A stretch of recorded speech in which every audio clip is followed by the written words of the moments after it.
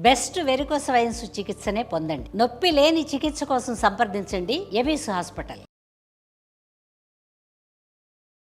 నమస్తే రమగారు. నమస్తే జయ. రమగారు, విక్రమ బేతాల కథలు చాలా రోజులు అవుతుందండి. పట్టువదలని విక్రమార్కుడు మళ్ళీ శ్మశానం లోపలికి నడిచాడు. మర్చెట్టెక్కాడు. కళేబరాన్ని భుజానేసుకున్నాడు. దిగి నడుస్తున్నాడు. కళేబరాన్ని ఆశ్రయించుకుని ఉన్నటువంటి భేతాళుడు రాజుగారి ఓపిక మెచ్చుకుని మార్గాయాసం తెలియకుండా ఒక కథ చెప్తానన్నాడు. పూర్వం కాళీవర్మ అని ఒక పెద్ద వృద్ధ సైనికుడు అనకూడదు, సైన్యాధ్యక్షుడు ఉండేవాడు. ఆయన రిటైర్ అయిపోయాడు. చాలా వయసు ఉంది ఆయనకి, 70-80 సంవత్సరాలు, 90 సంవత్సరాలు, చాలా గట్టివాడు. అయితే రిటైర్ అయిపోయిన తర్వాత ఆయన కపిత్థ నగరం అని తన నగరానికి వెళ్ళిపోయాడు. ఈ కపిత్థ నగరం రాజుగారి ఏలుబడిలో ఉన్నది కాదు. కొంచెం ఈయన తాలూకు కొంత కంట్రోల్ ఉండేది కాళీవర్మకి. ఆ కపిత్థ నగరపు కొండ కొమ్ము మీద పెద్ద కోట, చాలా పెద్దది కాదు కానీ ఒక కోట, పురాతనమైంది. ఆ కోట ఈయనకి పూర్వీకుల నుంచి వచ్చింది. ఈయనకి ఒక 100 మంది సైనికులు ఉండేవారు. ఇంకా పని వాళ్ళు ఉండేవాళ్ళు. ఆ కోటలో ఉండేవాడు ఆయన. అయితే ఈయనకి ఒక మనవరాలు ఉంది. పిల్ల పేరు కుంతల. అమ్మ నాన్న లేరు. ఈ యుద్ధాల సమయంలో కాళీవర్మ గారి కొడుకు మరణించాడు. కోడలు సహగమనం చేసి పిల్లని ఈయనకు అప్పచెప్పారు. ఓకే. అయితే ఈ కుంతల ఆయనకి ప్రేమాభిమానాలు అవి ఉన్నవాడు కాదు. ఆయన ఒక రకంగా గట్టిగా ఉండే మనిషి. అంటే చాలా సంవత్సరాలు యుద్ధాల్లోనూ వాట్లలోనూ సైనికులతోటే ఉండి కుటుంబంతో లేకపోవటం వల్ల పిల్లనేమి ఆపేక్షగా దగ్గర తీసేవాడు కాదు. ఆ అమ్మాయికి మాటామంతికి దిక్కుండేది కాదు. ఆ ఇంట్లో అందరూ పనివాళ్ళు. రాజుల కాలాల్లో పనివాళ్లతోటి స్నేహంగా ఉన్నవి మనం చూడం. అదే. ఆ అమ్మాయికి ఓ ఆపేక్ష లేదు, ఆదరణ లేదు, అలాగే నిరాదరణ లేదు. కానీ ఓ మాటామంతి స్నేహం పంచుకోవటము అలాంటివి ఏవి ఉండేవి కాదు. పిల్లకు 18-19 సంవత్సరాలు వచ్చినాయి. అయితే ఒకనాడు కుంతలట దేవాలయానికి వెళ్ళింది. దేవి ఆలయం ఉంది ఆ ఊళ్ళో. ఈ కోట దగ్గర నుంచి దిగి కిందకి వెళ్తే అమ్మవారి ఆలయం ఉంది. ఆలయం చాలా చక్కటిది. అమ్మవారిని ప్రార్థన చేసుకుంది. అయితే ఏమైందట, ఈ ఆలయంలో నుంచి బయటకు వచ్చేటప్పుడు ఒక యువకుడు ఎవరో కనపడ్డాడు ఆ అమ్మాయికి. ఆ పిల్లవాడిని అమ్మాయి ఎప్పుడు చూడలే. ఆ కుర్రాన్ని క్షత్రియ వీరుడు తెలుస్తోంది. కత్తిడాలు ఏవో ఉన్నాయి. దగ్గరకు వచ్చి ఏమన్నాడు, నీతో మాట్లాడాలి, మీ తలవాకిలి తెరిచి ఉంచు, ఇవాళ రాత్రి నేను వచ్చి నీతో మాట్లాడతానన్నాడు. ఇది ఉదయం జరిగింది. ఈ అమ్మాయి నిర్ఘాంతపోయింది.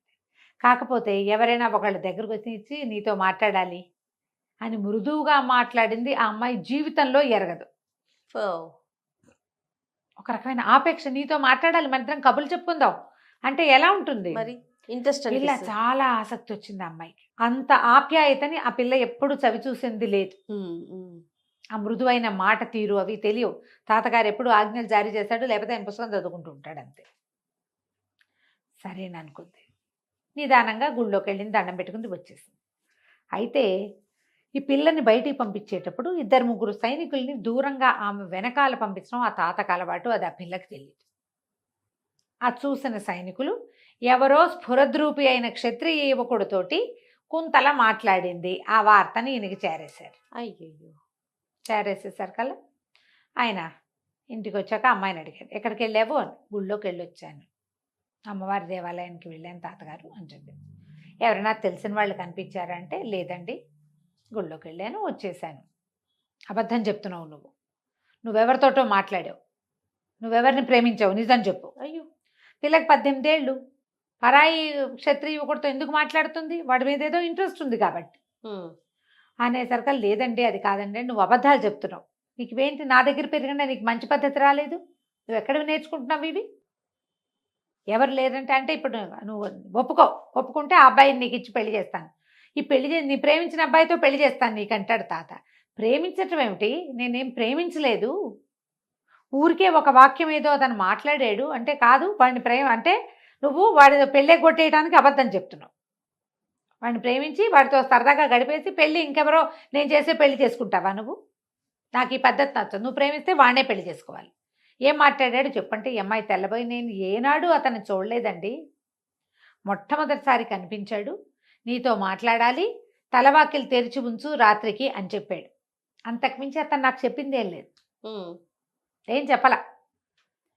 అనేసరికల్లా రాని ఇవాళ రాత్రి నీ పెళ్లి చేసేస్తాను అతనితో అన్నాడు. ఈ పిల్ల తెల్లబోయింది కానీ అందుకు పెద్ద అభ్యంతరం చెప్పాల. బాగున్నాడు, చక్కగా మాట్లాడాడు, క్షత్రియుడు, చేస్తే చేసే నీ పెళ్ళి సరే అనుకుంది. సాయంకాలం చీకటి పడకుండానే ఈయన అందరికీ ఆజ్ఞలు జారీ చేశాడు, సైనికుల్ని మోహరించాడు. వాకిట్లో ఎవరైనా స్ఫురద్రూపైన కుర్రాడు కనపడితే వాడిని లాక్కురండి. కుర్రాడు కనపడితే అన్నాడు, స్ఫురద్రూపైన ఆయన అనలేదు, ఆయన నమ్మల. కుర్రాడు అంతే. ఈ పిల్ల వాడితో మాట్లాడింది కాబట్టి వాడిని పెళ్లి చేసి తీరాల్సిందే. మనకి ఇప్పుడు వీళ్ళు ఉన్నారు కదా, అదేదో దల్ దల్ వాళ్ళు ఎవరితోటైనా కనపడితే వాళ్ళతో పెళ్ళిళ్ళు చేసేయటమేనని ఆయన కూడా అదే పంద. తీరా ఏమైంది, ఈ మాళవ రాజ్యానికి ఏదో ఉద్యోగం కోసం వెళ్తూ అగ్నిమిత్రుడు అనే ఒక క్షత్రియ వీరుడు ఈ ఊళ్ళో దిగాడు.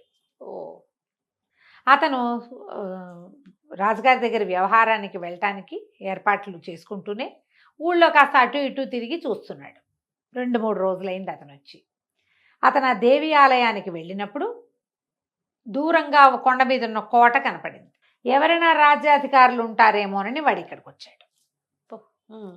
ఈ గుర్రం వేసుకుని దగ్గరకు వచ్చేసరికల్లా ఇవి బయట ఉన్నటువంటి సైనికులంతా అమ్మాయి గారు పెళ్ళి అయిపోతుంది, పెళ్లి కూతురు పెళ్లి చేస్తే మరి విందులు చేసేసుకుంటారు కదా, తెల్లవారితే పెళ్ళి, వాడిని రాత్రి పట్టేస్తారు, అర్ధరాత్రి పెళ్లి చేసేస్తారు, లేదా తెల్లవారుజామున పెళ్లి చేసేస్తారు.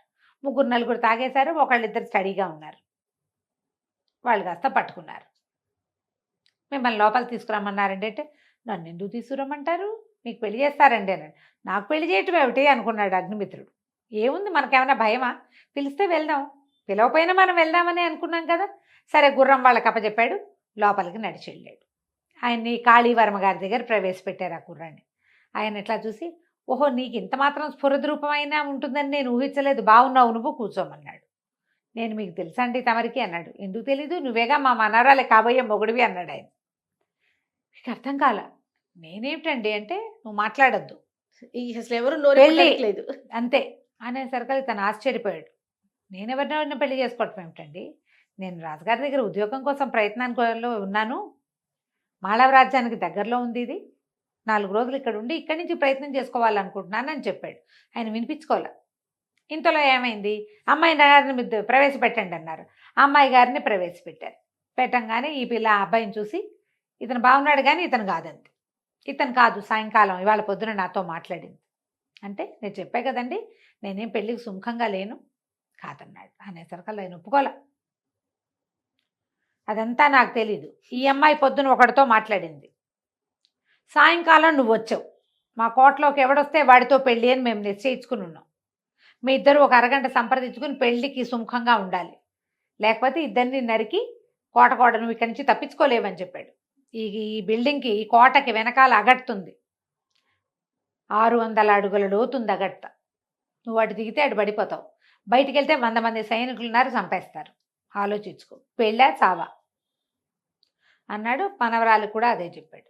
చెప్తే ఈ పిల్ల బిక్కమొహం వేసి, ఏమంటే మీకేమి రోతగా లేకపోతే పెళ్ళి కొప్పుకోండి, పెళ్ళి కొప్పుకోండి, మా తాత చండశాసనుడు అన్నది. అనేసరికి రోత ఏమిటి, బలేదానివి, ఇంత చక్కటి పిల్లని పెళ్లి చేసుకోవడానికి నాకేం అభ్యంతరం, కాకపోతే నువ్వెవరినో ప్రేమించావు, నువ్వు పొద్దున ఎవరితోటో నువ్వు మాట్లాడావు, అది నేను అనుకుంటున్నాడు మీ తాత, నేను చచ్చినా పర్వాలా, నువ్వు ప్రేమించిన వాడిని పెళ్లి చేసుకునే అర్హత ఉందమ్మా, నువ్వు అందమైన పిల్లవి, బుద్ధిమంతురాలివి, సత్యమీరా వద్దన్నాడు. అనేసరికల్లా అమ్మాయి కాళ్ళు పట్టుకుని బతిమలాడి, కాదనకండి, నేను ప్రేమించలేదండి, మా తాత అట్లా అనుకున్నాడు, ఒట్టిగా కనపడ్డాడు, నాతో మంచి మాటలు ఆడిన వారు ఈ 18 ఏళ్లలో నేను చూడలేదు, ఇక్కడ ఉన్నదంతా పనివాళ్ళు, సైనికులు, తాత, నా మంచి కష్టం సుఖం మంచి చెడు కనుక్కుని నాతో ముద్దుగా మాట్లాడిన వాళ్ళు అసలు లేరు నాకు, పొద్దున తను మాట్లాడని మాట విన్నాను తప్ప నేను ఏమీ చెప్పలేదండి, ఇప్పుడే నా పంచప్రాణాలు మీ మీదకి వచ్చేసినాయి, వృధాగా నా కోసం చచ్చిపోవద్దు, పెళ్లి చేసుకుందాం అన్నది. అతను కూడా ఏమనుకున్నాడు, ఏదైతే ఏదైంది, ఈ పిల్ల ప్రేమించలేదు అని పెళ్లి చేస్తానంటున్నాడు, సరేనన్నాడు. తెల్లవారేసరికి పెళ్ళైపోయింది. తర్వాత అగ్నిమిత్రుడికి ఈయనే కాళీవర్మే రాజుగారి దగ్గర మాట్లాడి చక్కటి ఉద్యోగం వేయించాడు. మనవరాల్ని అగ్నిమిత్రుడిని ఇద్దరిని రాజాస్థానానికి పంపించేశాడు. అయిపోయింది కథ. బేతాళుడు ఈ కథ చెప్పాడు. ఈ కథలో ఈ అమ్మాయి ఉంది కదా కుంతల, ఉదయం ఒకడిని చూసింది, మధ్యాహ్నం తాత ఆ అబ్బాయితో నీకు పెళ్ళి అంటే ఒప్పుకుంది, రాత్రి ఇతన్ని పెళ్లి చేసుకోండి నన్ను అని ఎందుకు అడిగింది, బతిమలాడింది, ఎందుకు బతిమలాడింది, మనసు ఎట్లా మార్చేసుకుంది. ఇప్పుడు వీడు చావడానికైనా సిద్ధమే కానీ పెళ్లి కుదరదన్నవాడు వాడెందుకు ఒప్పుకున్నాడు, నీ ఉద్దేశం ఏంటో చెప్పమన్నాడు. రాజుగారికి నవ్వొచ్చింది. ఏముంది, కుంతలకి పెళ్లికి సుముఖత లేదు, విముఖత లేదు. ఇతను ఇంత చక్కటి పిల్లవి, బుద్ధిమంతురాలివి, నువ్వు ప్రేమించిన వాడిని పొందే అర్హత ఉంది నీకన్నా అన్న ఒక్క మాటకి అతనితో ప్రేమలో పడింది. తన ప్రేమ కోసం నేనెవరో తెలీదు, నా ప్రేమ కోసం వాడు చచ్చిపోవడానికి సిద్ధపడ్డాడు, చావైనా పర్వాలేదు పెళ్లి మాత్రం కుదరదన్నాడు. అంతకంటే గొప్ప అర్హత కావాలా భర్తగా ఉండడానికి? ఒక అమ్మాయిని గెలిపించడం కోసం చావడానికి సిద్ధపడే వాడి క్యారెక్టర్ అద్భుతమైన క్యారెక్టర్. అంతే. వాడు ఎవడో పొద్దున్న 2 వాక్యాలు మాట్లాడింది, ఇంకేమీ తెలియదు. వీడి క్యారెక్టర్ కనపడుతోంది కదా, వాడు ఒట్టి రూపం కనపడింది. వీడికి రూపము ఉంది, క్షాత్రము ఉంది, క్యారెక్టర్ కూడా ఉంది. అందుకని అమ్మాయి రెడీ అయింది. ఎప్పుడైతే ఇంత చక్కటి పిల్ల స్పష్టంగా నిజం చెప్పిందో, ప్రేమ లేదు నాకు ఏ పరిస్థితి లేక వాడు మాట్లాడిన మాటకి నేను మాట్లాడాను తప్పిస్తే విషయం ఏమీ లేదు అని అమ్మాయి ఎంత స్పష్టంగా చెప్పాక ఈ తాత, మనవరాలు, ఉద్యోగము 3 కనపడుతున్నాయి. ఎందుకు మానుకోవాలి, ఎవరి కోసం మానుకోవాలి? రేపొద్దున వాడు ఇవాళ రాత్రి వస్తానన్నవాడు రాకపోతే అప్పుడు ఏంటి, ఈ పిల్ల ఇంకా అన్యాయం అయిపోతుంది కదా, అల్లరి కూడా అయిపోతుంది. అందుకని అతను ఒప్పుకున్నాడు. అమ్మాయి ఎవరితోట మాట్లాడింది, ఇంకోటి వచ్చాడు అంటే బయట ఎంత అల్లరి. మరి ఆ అన్యాయం ఆ అమ్మాయికి చేయకూడదని ఆమె పెళ్లి చేసుకున్నాడు. వాళ్ళిద్దరూ హాయిగా ఉన్నారు, అంతేనన్నాడు రాజు. అనగానే భేతాళుడనండి అద్భుతంగా చెప్పావు సమాధానం, అదే జరిగింది, కానీ నేను నీతో ఉండను, నువ్వు మౌనభంగం చేసావు కదా అని రివ్వమంటూ శవంతో సహా ఎగిరి వెళ్ళిపోయాడు. రాజుగారు మళ్ళీ వెనక్కి తిరిగి నడవడం మొదలుపెట్టాడు. కథ కంచికి మనం ఇంటికి. చాలా బాగుందండి. నమస్తే. నమస్తే.